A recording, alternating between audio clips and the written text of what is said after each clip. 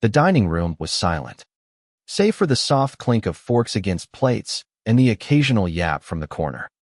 Eleanor sat at the head of the table, her hands folded tightly in her lap, watching her family, her daughter, Sarah, her son-in-law, Mark, and her two grandchildren, Lily and Ethan, fawn over the new golden retriever puppy, Max. The dog's fluffy tail wagged furiously as Lily giggled, tossing him a piece of chicken from her plate. Eleanor's heart sank, a familiar ache settling in her chest. It wasn't just the dog. It was what he represented. For years, Eleanor had been the cornerstone of this family. At 70, she'd poured her life into them, cooking Sunday dinners, babysitting the kids, mending clothes, and listening to Sarah's endless complaints about work. She'd moved in with them 5 years ago, after her husband, Tom, passed away, thinking it would bring them closer. Instead, it had slowly pushed her to the edges of their lives. Now, Max was the center of attention, and Eleanor was invisible. "Mom, you're awfully quiet tonight," Sarah said, barely glancing up from her phone. Her tone was more accusation than concern. Eleanor forced a smile. "Just tired, dear." Mark chuckled, scratching Max behind the ears. "This little guy's stealing the show. Huh. Best decision we ever made." Eleanor's smile faltered. Best decision.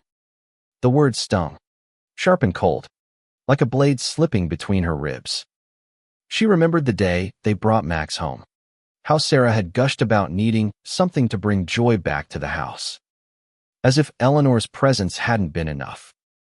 As if her years of sacrifice, giving up her own home, her independence, her quiet evenings with Tom's memory, meant nothing. She excused herself early, claiming a headache, and retreated to her small room at the back of the house.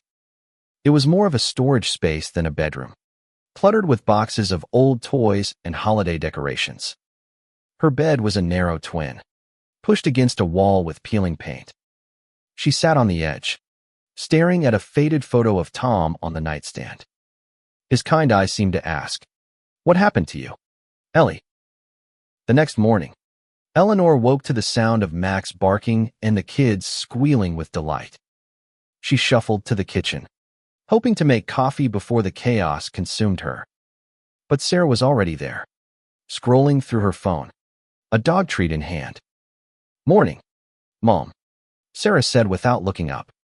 "Can you take Max for a walk later? I've got a meeting." And Mark's swamped. Eleanor's jaw tightened. "I was planning to visit the library today." Sarah sighed, finally meeting her mother's eyes. "Can't you do that another day? Max needs his routine." Max needs his routine. The words echoed in Eleanor's mind, each one a small betrayal. She'd spent decades putting her family's needs above her own, and now she was expected to rearrange her life for a dog. She nodded mutely, grabbing her coat and Max's leash. The walk was brisk, the autumn air biting at her cheeks. Max tugged eagerly, oblivious to the storm brewing in Eleanor's heart. That evening, the final straw came. Dinner was a repeat of the night before, Max at the center, Eleanor on the sidelines. But when Ethan accidentally spilled juice on the table, Sarah snapped, "Mom, can you clean that up? I'm trying to get Max settled." Eleanor froze, the sponge in her hand trembling. She was 70 years old, reduced to a maid in her own daughter's house. The realization hit her like a tidal wave. She wasn't family anymore. She was a convenience, a placeholder, someone to be replaced by a dog with a wagging tail. In her room that night, Eleanor made a decision. She couldn't stay here, fading into the background of a life she'd helped build. She thought of Paristom's dream city, the place they'd planned to visit together but never did. She'd always put it off, thinking there'd be time. Now, time was all she had left. She opened her laptop, hands shaking, and booked a one-way ticket to Paris for the next week. She didn't tell Sarah or Mark. She didn't tell anyone. For the first time in years, Eleanor felt a spark of something she hadn't felt since Tom's death: freedom. The days leading up to her departure were a blur. She packed quietly, choosing only what mattered: a few clothes, Tom's photo, a journal she'd kept since her 20s. She wrote a letter to Sarah, her handwriting steady despite the ache in her chest. "I've given you everything, but I can't give you my life. I'm leaving for Paris. Don't look for me." She sealed it and left it on her bed.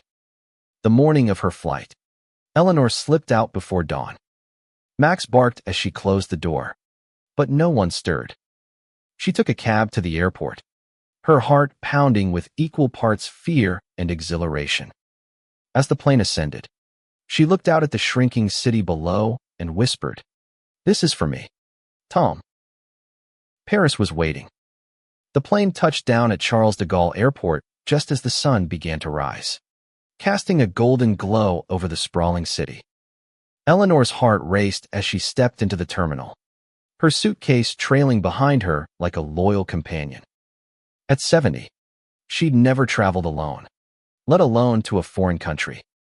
The air smelled different, crisp, with a hint of espresso and something indefinably French. She was terrified, but beneath the fear was a pulse of defiance. This was her rebellion, her reclamation. She found a small hotel in the Marais district, a charming place with ivy-covered walls and creaky wooden floors. The receptionist, a young woman with a kind smile, helped her settle in. Eleanor's room was modest but warm, with a view of a cobblestone street where Parisians hurried past with baguettes tucked under their arms. She stood by the window, clutching Tom's photo, and whispered, "We made it." The first few days were overwhelming. Eleanor wandered the streets, her legs aching from hours of walking, her mind dizzy with the beauty of it all: Notre Dame's towering spires, the Seine's gentle ripples, the vibrant chaos of street markets. She didn't speak French, but she learned to navigate with gestures and a pocket phrasebook. Each step felt like a victory, a reminder that she was more than the shadow she'd become in her daughter's house. But the loneliness crept in at night. In the quiet of her hotel room, Eleanor thought of Sarah, Mark, and the kids. She wondered if they'd found her letter yet, if they cared. She hadn't turned on her phone since leaving, afraid of what she might find or what she might not. The silence was both a shield and a wound. One morning, she stumbled upon a small cafe tucked away on a side street. Its red awning and mismatched chairs felt like an invitation. Inside, the air was thick with the scent of buttery croissants and strong coffee. She ordered a café au lait, her hands trembling as she handed over unfamiliar euros. At a table nearby, an older man with a weathered face and a beret sketched in a notebook. He glanced up, catching her eye, and smiled. "You are new here," he said in accented English. Eleanor nodded, surprised. "Is it that obvious?" He chuckled. "You look at everything like it's a miracle. That's how I knew."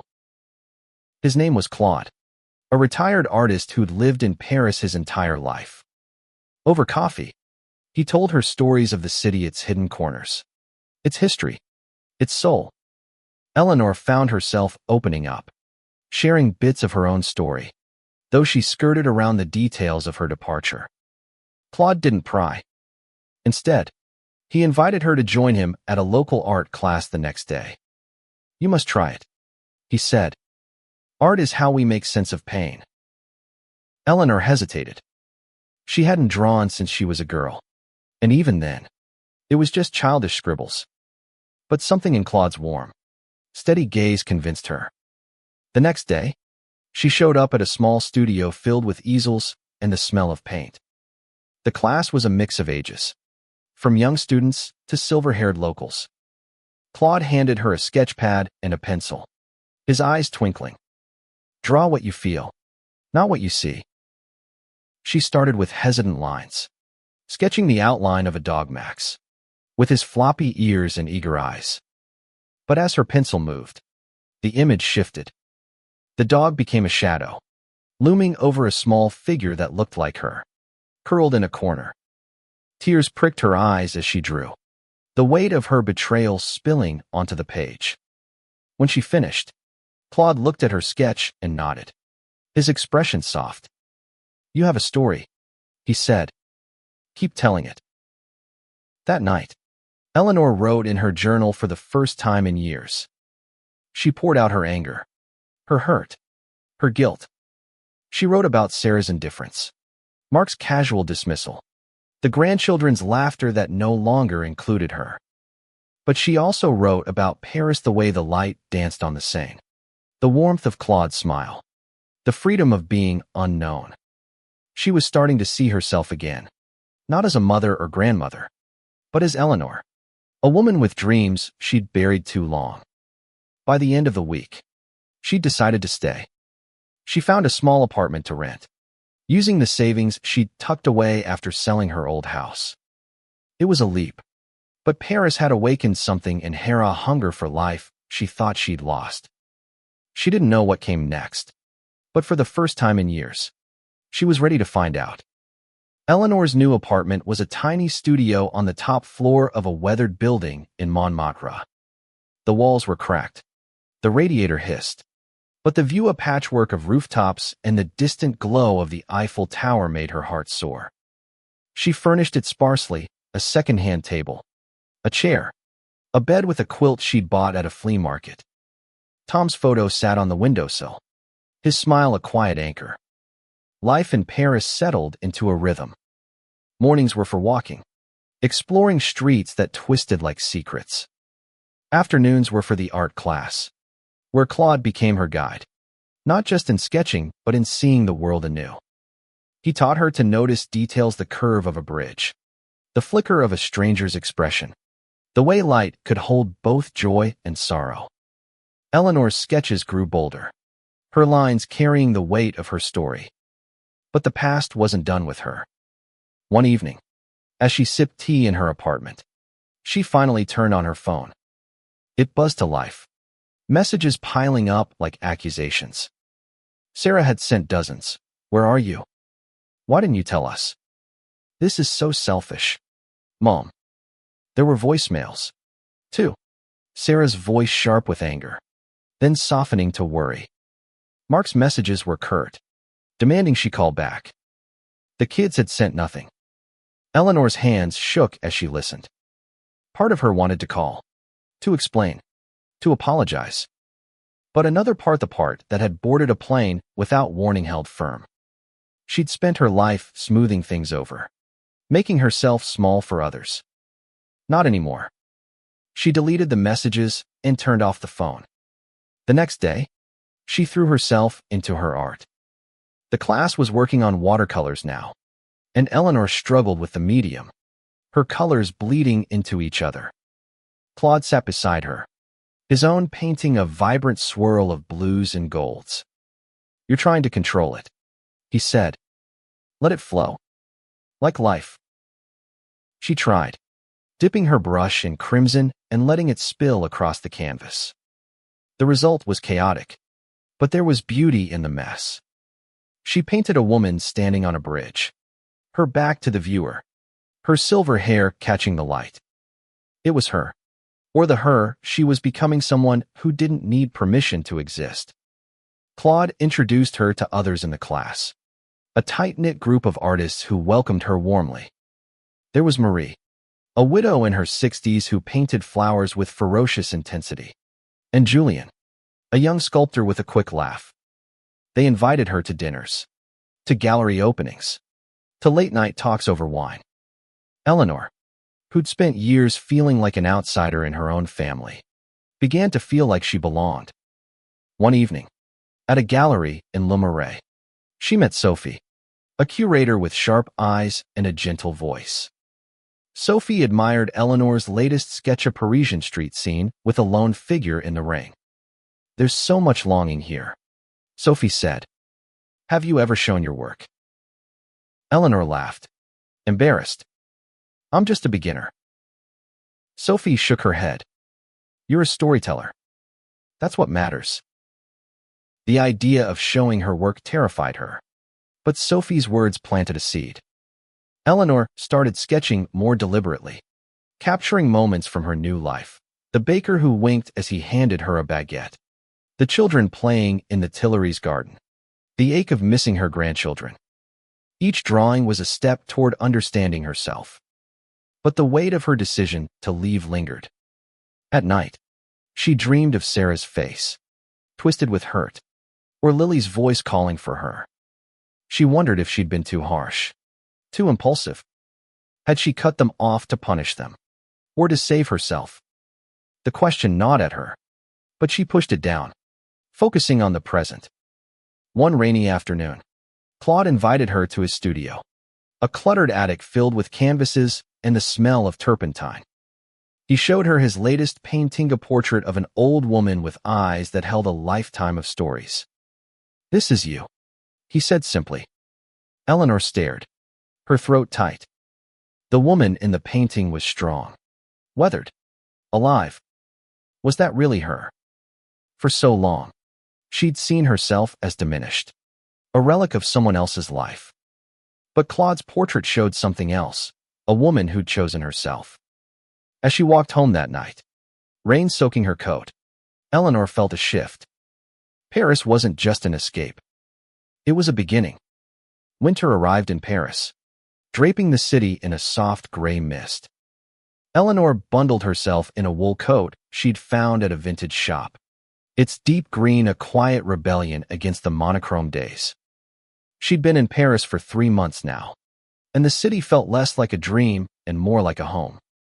But home, she was learning, wasn't just a place, it was a feeling. One she was rebuilding piece by piece. Her art class had become her sanctuary. Under Claude's guidance, she'd moved from sketches to oils, her canvases alive with color and emotion. She painted the Seine at dusk, its water catching the last light like a lover's farewell. She painted Tom, his face softer than memory, his eyes full of the dreams they'd shared.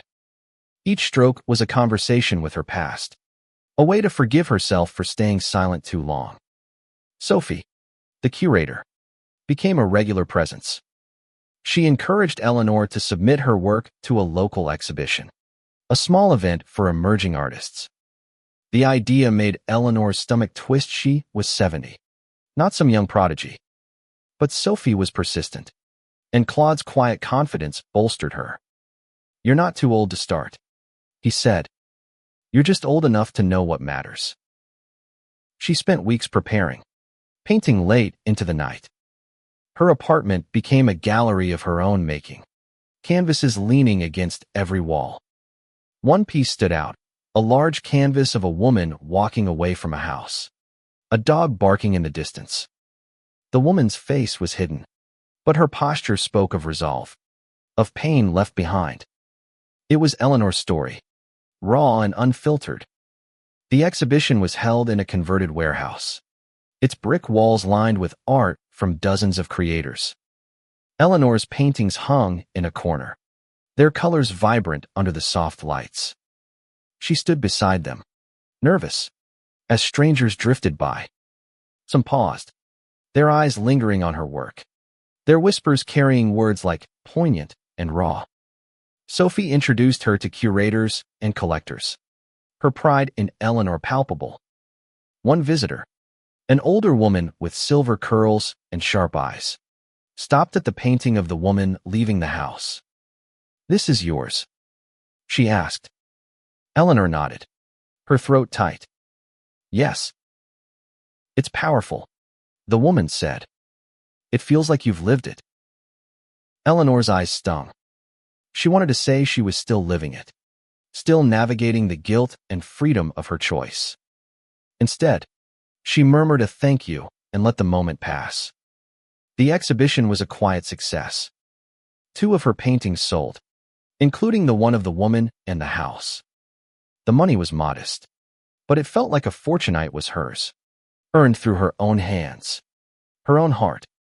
For the first time, Eleanor saw herself as an artist, not just a grandmother or a widow. But success didn't erase the ache.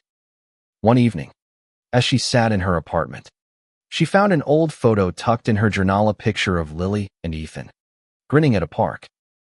Her chest tightened. She missed them. Their laughter. Their sticky hugs. She wondered what they thought of her now. Did they hate her for leaving?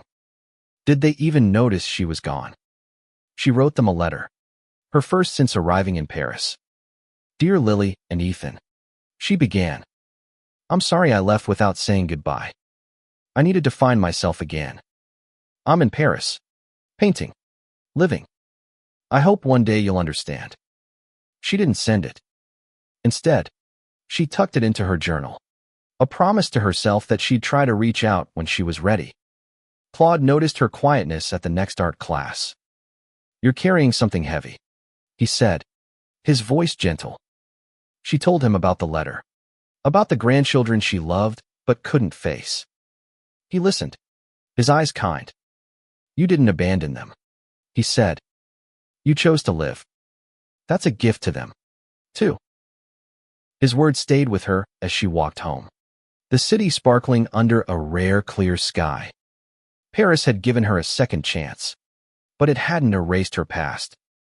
She was learning to hold both the love she still felt for her family and the life she was building without them. As she climbed the stairs to her apartment, she made a decision. She'd send the letter, not to Sarah or Mark, but to Lily and Ethan. They deserved to know she was still their grandmother, even from afar. And she deserved to keep moving forward, one brave step at a time. Spring arrived in Paris, painting the city in soft pinks and greens. Eleanor's life had found a new cadence: mornings sketching by the Seine, afternoons in the art studio, evenings with Claude and her new friends, sharing stories over wine. Her apartment was no longer just a refuge. It was a canvas, filled with her paintings, books, and small treasures from flea markets. She'd even started learning French, her tongue tripping over verbs, but growing steadier each day. The letter to Lily and Ethan weighed on her mind. She'd rewritten it a dozen times, each version softer, more honest. Finally, she mailed it, slipping it into a blue postbox with a prayer. She didn't expect a reply, but sending it felt like closing a wound. She was learning to forgive herself, to see her departure not as abandonment, but as survival. Her art was flourishing. Sophie secured her a spot in another exhibition, this one larger, at a gallery in Saint-Germain-des-Prés. Eleanor's paintings were bolder now, full of light and shadow. One piece, a self-portrait, showed her standing in a Parisian street, her face half in sunlight, half in shade. It was a declaration. She was both the woman who'd left and the one who'd arrived. The gallery opening was a whirlwind. Eleanor wore a simple black dress, her silver hair swept into a loose bun. Strangers praised her work, their words a balm to years of feeling unseen. A critic from a local art magazine called her a late-blooming talent with a voice that resonates. She blushed at the attention, but Claude, standing beside her, squeezed her hand.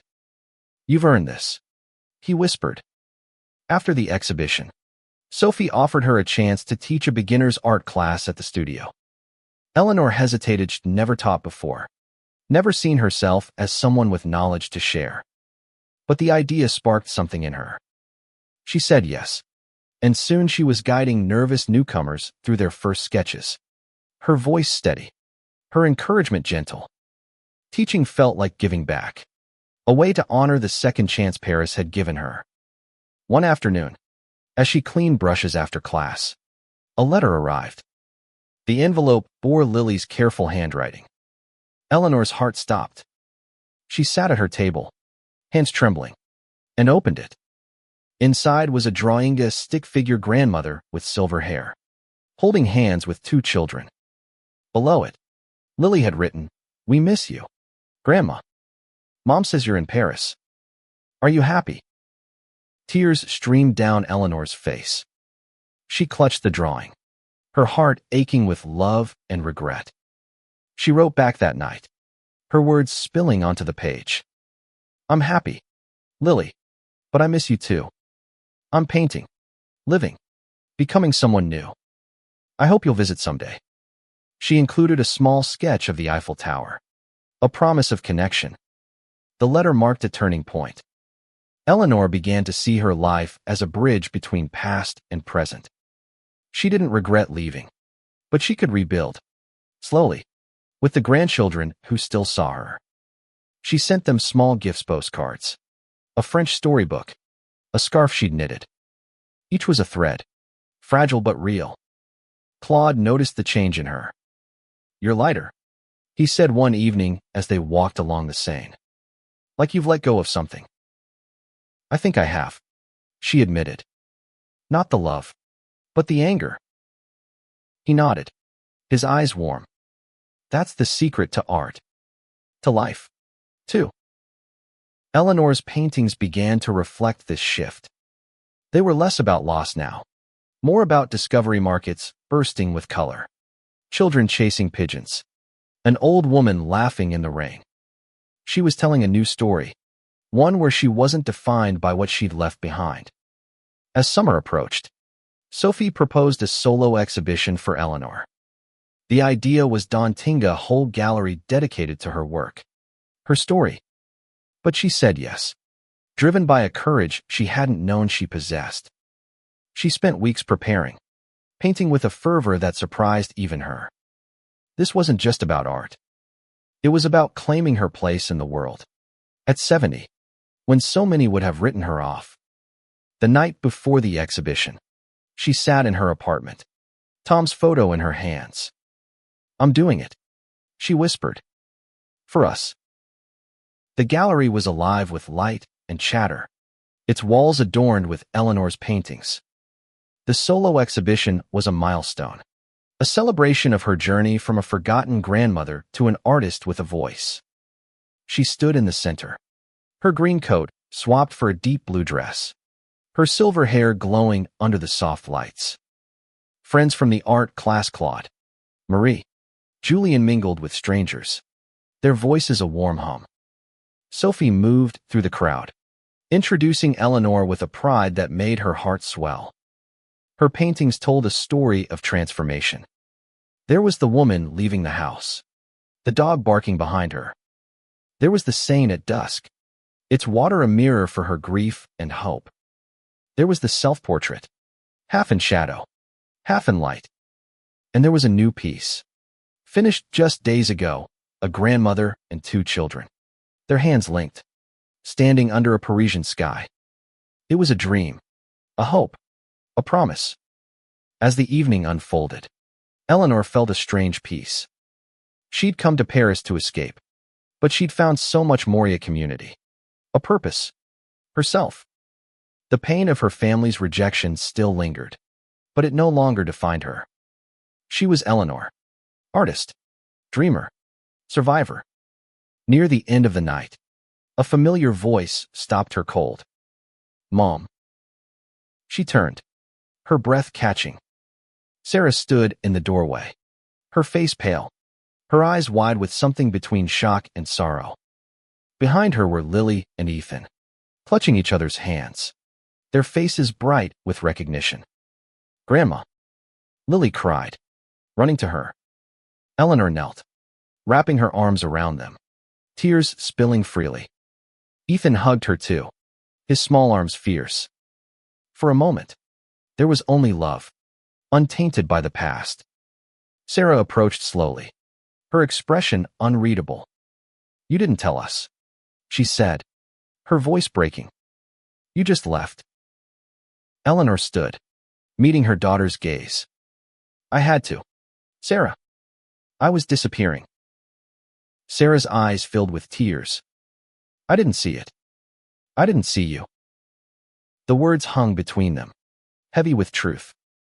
Eleanor wanted to be angry, to point out every slight, every moment she'd been pushed aside. But she saw the regret in Sarah's face, the weight of her own mistakes. And she realized something. Forgiveness wasn't about erasing the pain. It was about choosing to move forward. "I'm here now," Eleanor said softly. "And I'm not going anywhere." They talked late into the night, first at the gallery, then at a quiet cafe. Sarah admitted she'd been overwhelmed. leaning on Max to fill the gaps in their family's joy. She hadn't meant to push Eleanor out, but she hadn't stopped it either. The grandchildren spoke of missing her, of the hole her absence left. Eleanor listened, her heart aching but full. She didn't return to the States. Paris was her home now, her canvas. But she invited Lily and Ethan to visit that summer, promising picnics by the Seine and sketching lessons. Sarah agreed, a tentative step toward rebuilding. Mark sent a letter later, an apology that felt clumsy but sincere. Eleanor kept it, a reminder that people could change. The exhibition was a triumph. Several paintings sold, and Sophie was already planning another. Claude, ever her anchor, raised a glass at the cafe that night. To Eleanor, he said. To living. She smiled, her heart light. She'd cut her family off to save herself. But in doing so, she'd found a way to love them differently on her terms. As a woman who'd reclaimed her life. Paris had given her that gift, and she'd carry it always. As she walked home under the starry sky, Tom's photo in her pocket, Eleanor felt whole. She was no longer the woman replaced by a dog. She was Eleanor, painter of her own story, and her story was just beginning.